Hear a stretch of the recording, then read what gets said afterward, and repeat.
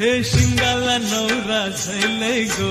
Boulby नवरी झाली गो by शिंगाला नवरा झाले गो बोलबी नवरी झाली गो बाय